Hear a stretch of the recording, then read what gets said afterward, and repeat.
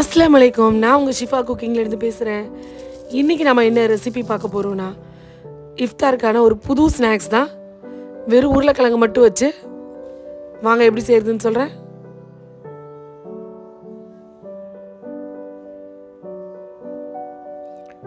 இதுக்கு 5 உருளைக்கிழங்க நான் தோல் சீவிட்டு எடுத்து வச்சுருக்கேன். இப்போ இதை இந்த ஸ்டிக்கில் தான் நம்ம குத்த போகிறோம். இந்த மாதிரி ஸ்டிக் கடையில் விற்கும், இதை வாங்கி வச்சுக்கோங்க.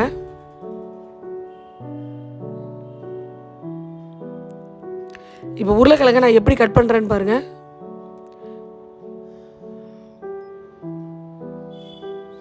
நார்மலாக இந்த மாதிரி கட் பண்ணிவிட்டு நல்ல பெரிய பெரிய க்யூபாக போட்டுக்கோங்க. நீங்கள் சின்ன சைஸாக போட்டிங்கன்னா அது ஒரு மாதிரி குளகுலன்னு ஆயிரும். நல்ல பெரிய பீஸாக கட் பண்ணிக்கோங்க. எல்லா பீஸும் ஒரே மாதிரி இருக்கிற மாதிரி பார்த்துக்கோங்க. ஏன்னா பீஸ் பெருசு ஒன்று சின்னதொன்று தான் கட் பண்ணிங்கன்னா பெரிய பீஸ் வேகாமல் இருக்கும். சின்ன பீஸ் சீக்கிரமாக வெந்து கொஞ்சம் மேஷ் ஆயிரும். அதனால் ஒரே மாதிரி ஈவனாக கட் பண்ணுற மாதிரி பார்த்துக்கோங்க.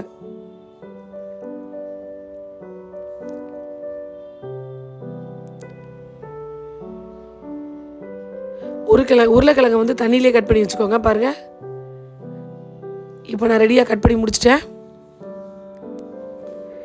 இப்போ நான் குச்சியில் குத்த போகிறேன். பாருங்கள்,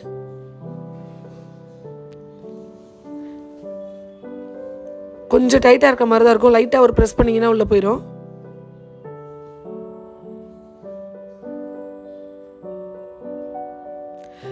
இதே மாதிரி ஒரு உருளைக்கிழங்கா எடுத்து குத்திக்கோங்க. நான் ஒரு ஸ்டிக்குக்கு 6 உருளைக்கிழங்கு பீஸ் குத்துனேன். உங்களுக்கு அது ரொம்ப பெரிய நீளமாக தெரியுது, எனக்கு ரொம்ப சின்ன சின்னதாக வேணும் அப்படின்னு நினச்சிங்கன்னா நீங்கள் ஒரு ஸ்டிக்குக்கு 3 குத்துனீங்கன்னா அழகாக குட்டி குட்டியாக தெரியும், நல்லாயிருக்கும். சில குழந்தைங்க ரொம்ப சின்ன சின்னதாக இருந்தால் பிடிக்கும் இல்லையா, அதுக்காக சொல்கிறேன். பாருங்கள், இந்த மாதிரி தான் கொஞ்சம் ஷேப்பாக இருக்காது, அன்ஈவனாக இருக்கணும். அதான் கரெக்டாக இருக்கும். நமக்கு பார்க்கும்போது இந்த மாதிரி இருக்கணும். இதே மாதிரி எல்லா உருளைக்கிழங்கையும் ஸ்டிக்கில் குத்தி வச்சுக்கோங்க. நீங்கள் இங்கே ஸ்டிக்கில் குத்த ஆரம்பிக்கும் போதே அந்த பக்கம் அடுப்பில் கடாயில் தண்ணி வச்சுருங்க. அது சூடாகட்டும். ஏன்னா நம்ம குத்தி முடித்த உடனே தண்ணியில் போட்டு வேக வச்சிடணும், இல்லைன்னா உருளைக்கிழங்கு கருப்பாயிரும்ல.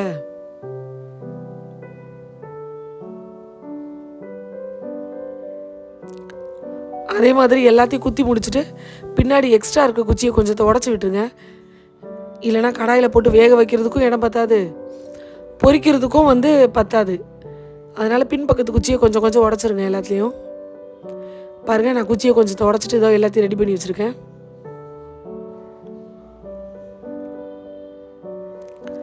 இப்போ அடுப்பில் தண்ணி கொதிக்குது. அந்த கொதிக்கிற தண்ணியில் நம்ம வச்சுருக்க உருளைக்கிழங்கு எல்லாத்தையும் எடுத்து சேர்த்துட்றேன்.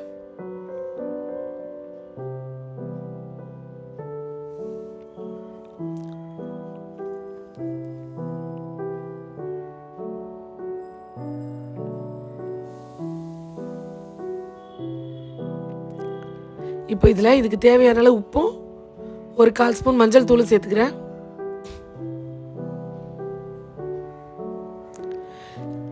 இப்போ எல்லாத்தையும் நல்லா மிக்ஸ் பண்ணி விட்டுட்டேன். இது நல்லா ஒரு 5லேருந்து 7 நிமிஷம் நல்லா வேகட்டும். ரொம்ப வெந்து மசிஞ்சிடக்கூடாது. இப்போ நான் அதை மூடி வச்சிடுறேன், வேகட்டும்.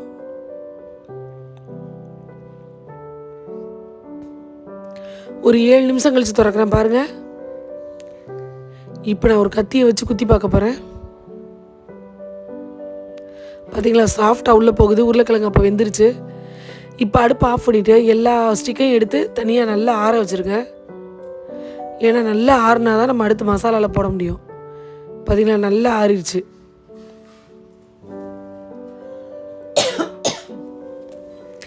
இப்போ ஒரு பிளேட் எடுத்து அதில் 1.5 ஸ்பூன் டொமேட்டோ கெச்சப் சேர்த்துக்கிறேன்.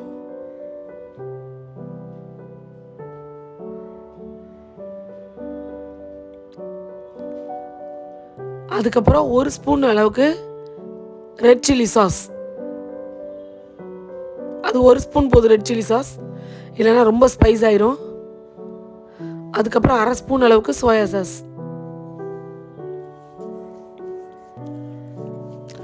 அப்புறம் ஒரு 1/2 ஸ்பூன் மிளகுத்தூள்.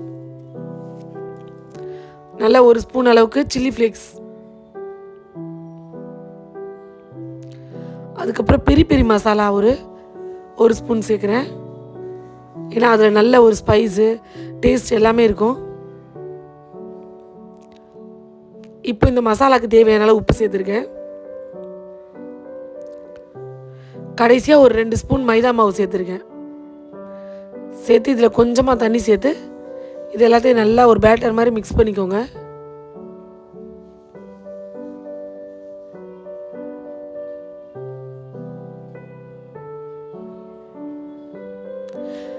நான் போட்ட சாஸ் எல்லாமே அதே அளவுக்கு கரெக்டாக போடுங்க. ஏன்னா ஏதாவது ஒன்று கூடி குறைஞ்சிட்டா கூட டேஸ்ட் வராது.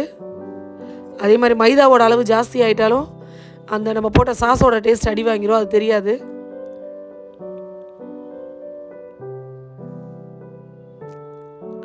அந்த சாஸ் எல்லாம் ஒரு பைண்ட் ஆகி வர்றதுக்கு தான் மைதா. பாருங்கள், நம்மளோட டிப் அழகாக ரெடி ஆகிடுச்சு.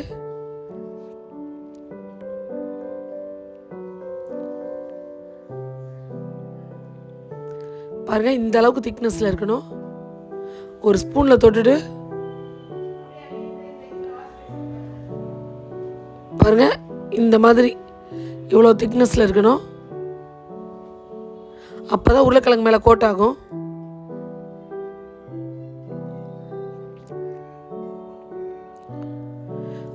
இப்போ பேட்டர் ரெடியாக இருக்குது. இப்போ ஒரு பிளேட்டில் தேவையான அளவு பிரெட் க்ரம்ஸ் சேர்த்துக்கிறேன். இது வீட்டிலே ரெடி பண்ண பிரெட் க்ரம்ஸ் தான். இது கூட நல்ல ஒரு 2 ஸ்பூன் அளவுக்கு வெள்ளை எள்ளு சேர்த்துருக்கேன். சேர்த்துட்டு இந்த பிரெட் க்ரம்ஸு வெள்ளை எள்ளு ரெண்டையும் நல்லா மிக்ஸ் பண்ணி விட்டுருங்க.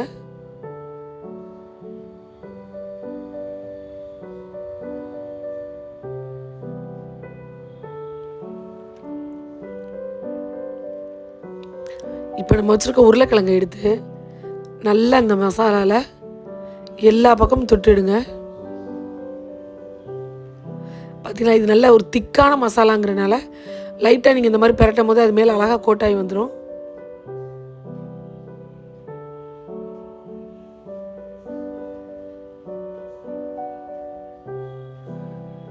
தொட்டு எடுத்துகிட்டு இப்போ அந்த பிரெட் க்ரம்ஸில் போட்டு நல்லா எல்லா பக்கமும் ஓடுற மாதிரி ஃபுல்லாக ப்ரெட்டை தூவி விட்டு எல்லா பக்கமும் ஒட்டி எடுத்துருங்க. வெறும் பிரெட் சேர்க்காமல் நம்ம எள்ளு சேர்த்துறதுனால கொஞ்சம் டிஃப்ரெண்ட்டாகவும் பார்க்க அழகாகவும் டேஸ்ட்டும் கொஞ்சம் நல்லாவே இருக்கும்.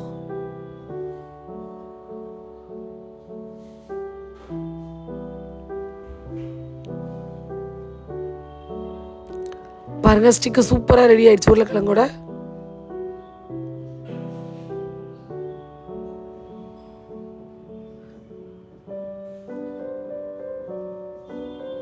இப்போ அடுத்து இன்னொன்று பண்ணி காமிக்கிறேன் பாருங்கள்.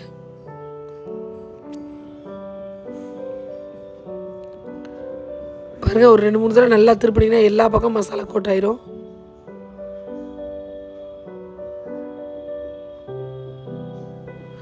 நீங்கள் வேக வைக்கும் போது உருளைக்கிழங்கு பிரிஞ்சு வந்துருந்துச்சுன்னா கொஞ்சம் டைட்டாக கை வச்சு லைட்டாக ப்ரெஸ் பண்ணி விட்டிங்கன்னா எல்லாம் நல்லா ஒன்று சேர்ந்து டைட் ஆயிரும்.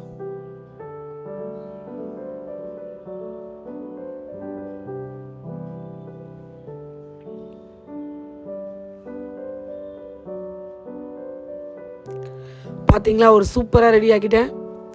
நம்மளோட உருளைக்கிழங்கு ஸ்டிக் ரெடியாக இருக்குது. பார்க்கும் போது எவ்வளோ அழகாக இருக்குது பாருங்கள். உருளைக்கிழங்குனா குழந்தைங்களுக்கு ரொம்ப பிடிக்கும். அதுவும் இப்படி பண்ணி கொடுத்தா ரொம்ப ரொம்ப பிடிக்கும். இப்போ எண்ணெய் நல்லா காஞ்சிருச்சு, பொரிக்க ஆரம்பிக்கலாம்.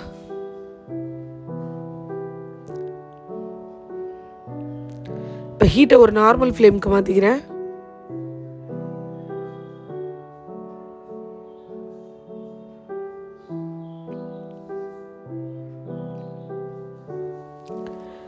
பாருங்கள், நல்லா ஃப்ரை ஆக ஆரம்பிக்குது.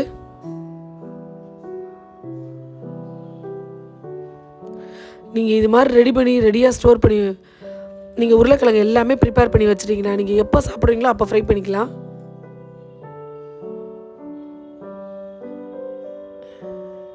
நல்லா எல்லா பக்கமும் கிறிஸ்பியாக வர்ற வரைக்கும் வேக விடுங்க. ப்ரெட்டு எதுவுமே கலராது, நல்லா அழகாக அது மேலே ஒட்டிகிட்டு இருக்கும்.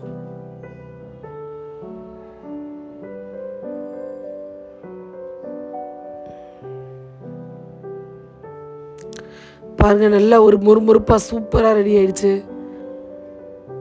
பார்க்கும் போதே உங்களுக்கு தெரியும் அது எவ்வளோ கிறிஸ்பியாக இருக்குன்னு.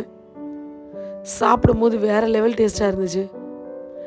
கண்டிப்பாக நீங்களும் உங்கள் வீட்டில் ட்ரை பண்ணி பாருங்கள். ட்ரை பண்ணி பார்த்துட்டு எப்படி இருந்துச்சுன்னு கமெண்டில் சொல்லுங்கள். என்னோட இந்த ரெசிபி உங்களுக்கு பிடிச்சிருந்துச்சுன்னா என்னோடய சேனலை லைக் பண்ணுங்கள், ஷேர் பண்ணுங்கள், சப்ஸ்கிரைப் பண்ணுங்கள். மறந்துடாமல் பெல் ஐக்கானை கிளிக் பண்ணுங்கள். அப்போ தான் நான் போடுற புது புது வீடியோஸ்லாம் உங்களுக்கு நோட்டிஃபிகேஷனில் வரும்.